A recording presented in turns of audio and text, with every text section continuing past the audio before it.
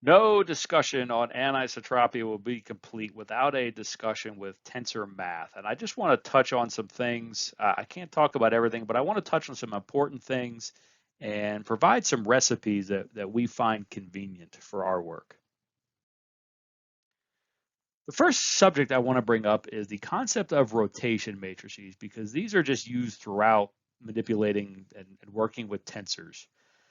Based on that, I want to talk about tensor rotation.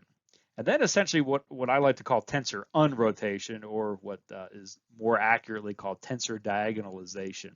But really, if you rotate a tensor, we go from having our 3 values to a full 9-element tensor. If we want to go the other way, that's tensor unrotation or tensor diagonalization. And then in the end, I'll present a couple little recipes that we use a lot. Rotation matrices. So this is the definition of a rotation matrix. Let's say we have a vector A, and we would simply like to rotate it by an angle phi to some other position, and we'll call that vector B. And so vector A and B have to be the same magnitude, just simply rotated. And we would like to somehow come up with whatever's in here, and this is our rotation matrix. And if we pre-multiply A by our rotation matrix, we get that matrix B. Now, since the rotation matrix cannot change the magnitude of the vector, or at least should not, that rotation matrix is what's called unitary, and that implies some properties. The Hermitian transpose is the same as its inverse, and this also provides a great way to check if you've calculated a correct rotation matrix, because if this doesn't hold, then somewhere we've goofed building that rotation matrix. And the rotation matrix times its Hermitian transpose is equal to the Hermitian transpose times itself. And that has to equal the identity matrix, because remember, the Hermitian transpose is the same as the inverse, and we're essentially dividing the matrix by itself, and that has to give us the identity matrix. So that's the rotation matrix. Rotates a vector, and it preserves the magnitude of that vector. Here we're going to derive a 2-dimensional rotation matrix. Once we have this, a 3-dimensional rotation matrix is actually quite easy. So we start off with our vector A, and our vector A is at some angle theta above the x-axis. And we can write that as an x component plus a y component. And we can write it this way. We have a magnitude, and then in square brackets here, we have a unit vector pointing in the direction of A, where the x component is a cosine theta, and then the y component is a sine theta.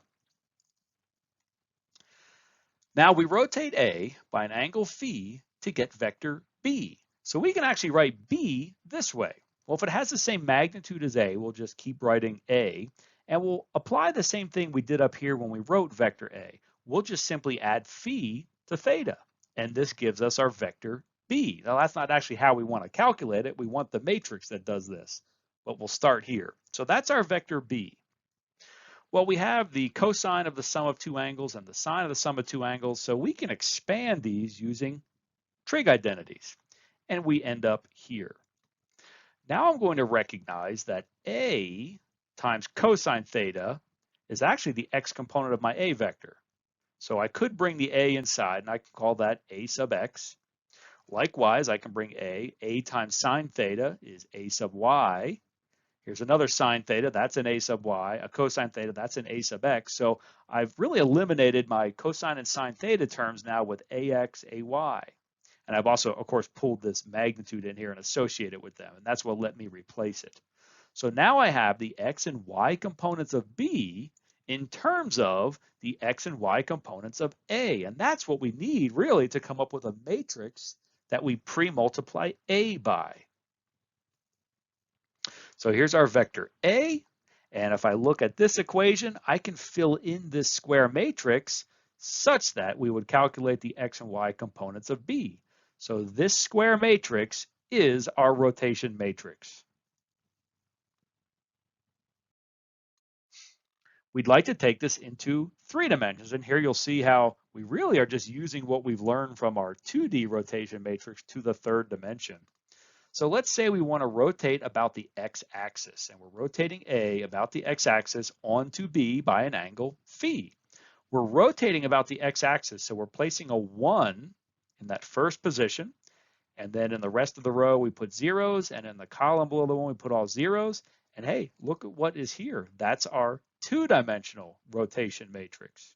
Because really, we're rotating in a plane. We're actually rotating in 2 dimensions. We're just applying it to a 3-dimensional axis. Let's say we want to rotate about the y-axis. Well, we're going to put a 1 now in the second position, and we'll put zeros in every other position in the same column and in the same row, and look at what happens in these other 4 positions. That's our 2D rotation matrix again. Then if we want to rotate about z, now we're putting a 1 in the z position, zeros in the rest of the column, zeros in the rest of the row, and hey, that is our 2D rotation matrix. So we now have 3 different 3-dimensional rotation matrices that we constructed just from knowledge of our 2-dimensional rotation matrix. Let's talk now about tensor rotation. Tensor rotation is different than vector rotation. We're no longer rotating vectors. Vectors is just a single vector. A tensor really has 3 vectors in it. So things are done a little bit differently. So if we start off with our tensor, and if we want to rotate it, in this case, we're going to rotate around the axis z by an angle phi, we will not only pre-multiply by the rotation matrix, but we also post-divide by the rotation matrix. That gives us our rotated tensor. So that's profoundly different. When we were rotating vectors, we didn't do this post-divide thing. We just simply pre-multiplied. Now let's think about combinations of rotations. So what I've written here, I would first be rotating about the x-axis, then I would be rotating about the y-axis, then I would be rotating about the z-axis. So I'm doing 3 combined rotations. If I was to do this to a tensor, well, the first thing I would do is pre-multiply and post-divide by the x rotation matrix. Given that, I would then pre-multiply and post-divide by the y rotation matrix. And then finally, I would pre-multiply and post-divide by the z rotation matrix. A lot of math happening here, but that is how we would apply 3 consecutive rotations and the order that that would happen in to get our rotated tensor. One thing that can make this a bit easier is the concept of a composite rotation matrix. So let's say we want to rotate about x first, z second, and y third. We can simply multiply these 3 different rotation matrices together and get one overall composite rotation matrix. And it at once will do all 3 rotations. So if we then wanted to rotate a vector A by this composite rotation matrix, we simply pre-multiply by that. If we want to rotate a tensor, we pre-multiply and post-divide by the rotation matrix to get our rotated tensor. So these composite rotation matrix make our codes a little bit easier. I think they just make this whole rotation process easier. Here's an animation of a tensor being rotated. First, we're rotating about the x-axis, and notice the x value of that tensor remains unchanged. Now we're rotating about the y-axis, so the y component of the tensor remains unchanged, and we can see the elements that are changing. And now we're rotating about the z-axis, so this third component remains unchanged, and all the changes are happening in the x and y directions. So this is a great video to just keep watching to try to get an intuitive feel of really what's happening when we're rotating a tensor. And of course, the last rotation is all 3 happening at the same time. So I'll remind you again, remember in a tensor, we live in a 3-dimensional world. We only have 3 degrees of freedom. We can only put 3 numbers in a tensor. The way we get the off-diagonal terms is when we rotate the tensor relative to the coordinate system we're actually looking at our tensor in.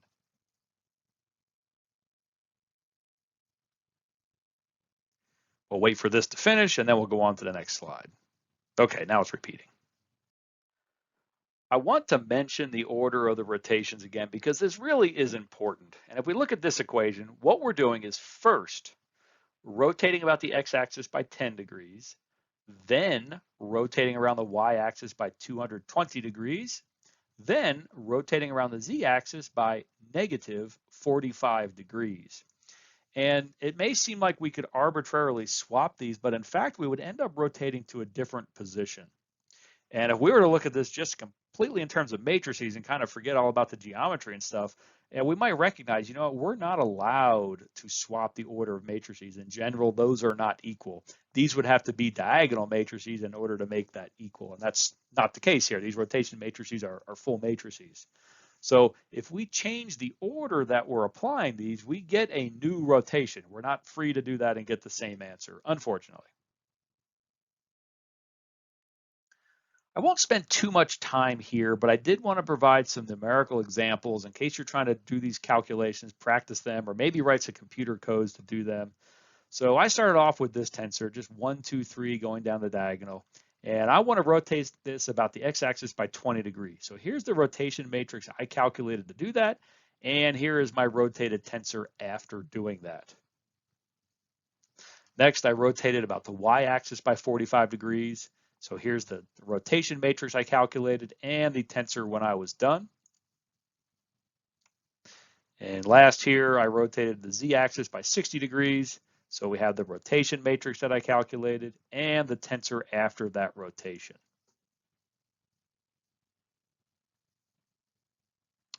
I'll note here that when we're rotating about the x-axis, notice the 1 is in this position, 0, 0. So this column and this row remain unchanged. And that's because we're rotating about the x-axis. So nothing in the x direction should change.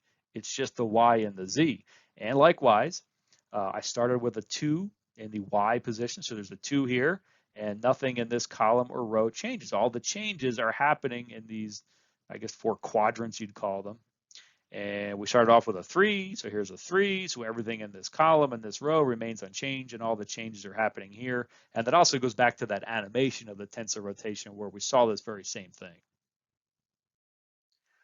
So here's some more complicated examples, and here we start with the same tensor, but let's say I want to first rotate about the x-axis by 20 degrees and then rotate the y-axis by 45 degrees. Here is my composite rotation matrix. And here is my tensor after doing those 2 rotations. Now let's say I want to first rotate about the z-axis by 60 degrees and then rotate about the y-axis by 45 degrees, providing my composite rotation matrix and the rotated tensor after doing that. And last, just for fun, we're doing 3 rotations. So we're going to rotate about the x-axis by 20 degrees first. Second, we rotate around the y-axis by 45 degrees. And third, we rotate around the z-axis by 60 degrees. We have a composite rotation matrix, and we have our rotated tensor. So I hope these examples are useful and help you practice your own tensor rotation and develop codes for doing this as well. Tensor diagonalization, or as I like to call it, tensor unrotation. We now know how to rotate tensors. Well, if you're given a 9-element tensor, how do you go back to the original form to get the 3 principal values and the directions of those? And so that's what this is all about. And it's easier than you might think. So after we have diagonalized a tensor, we'll get a tensor like this. And we can see its 3 principal values. We'll have all zeros in the off-diagonal terms. We have its 3 principal values. And we'll know that EA is the permittivity in the A direction. Epsilon B is the permittivity in the B direction, and epsilon C is the permittivity in the C direction. So we'll not only know these 3 principal values, we'll know what these directions are. But here's the problem. We are given a 9-element tensor.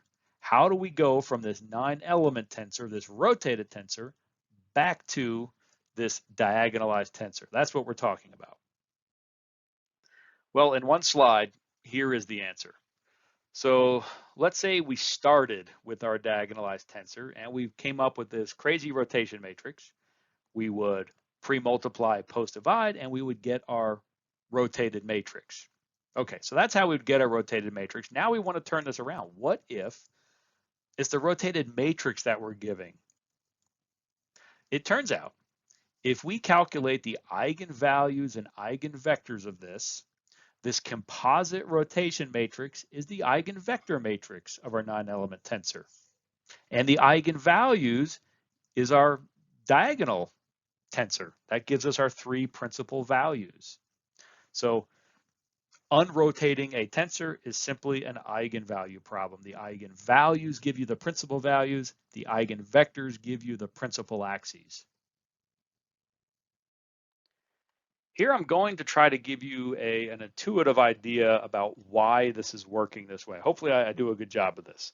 So let's say we're given a tensor, and it's a 9-element tensor. We want to know what the principal axes are. Okay, so for right now, let's pretend we know these ahead of time. We have 3 principal axes, A, B, and C, and we can put these into a matrix. We'll put the A direction in the first column, the B direction in the second column, and the C direction in the third column. So this is not a tensor. It is simply a matrix containing the original principal axes before rotating and then getting the rotated tensor. So we have some composite rotation matrix, which will produce our rotated tensor. But if we apply this to our principal axes, remember this is not a tensor, so we don't have to post-divide. We can just simply pre-multiply by our rotation matrix. And now we have a matrix containing the principal directions of the rotated system.